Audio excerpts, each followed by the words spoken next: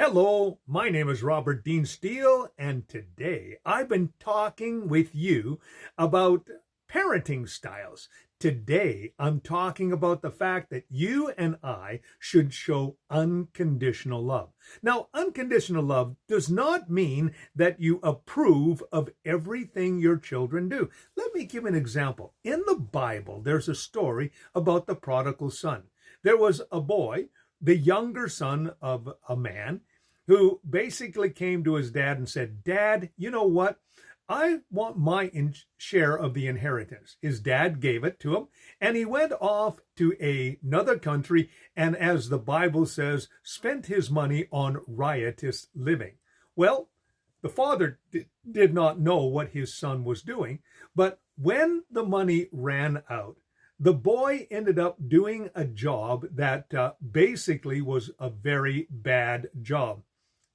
When he came to himself, he said, "You know what? I'm going to go home." He says, "Because the people who work for my dad are better off than I am." So he heads back home, and he's got a great big huge story all lined up. And when his dad sees him, he runs towards him, throws his arms around him. And at the time, the boy didn't smell too good, didn't look too good.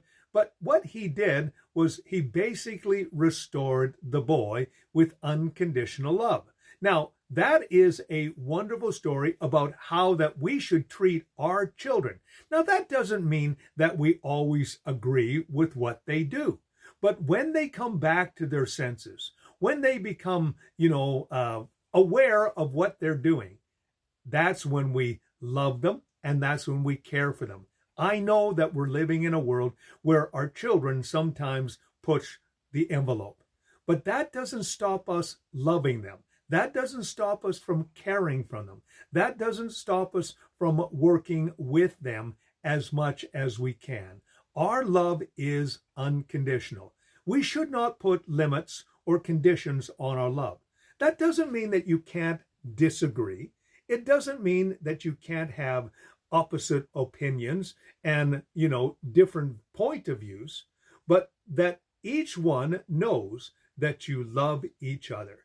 And remember, it's not how we communicate with people that is always the best, but we need to know, and they need to know that we love them. Because people may not always remember what we said, but they'll always remember how we made them feel. So let them know that we love them. Okay?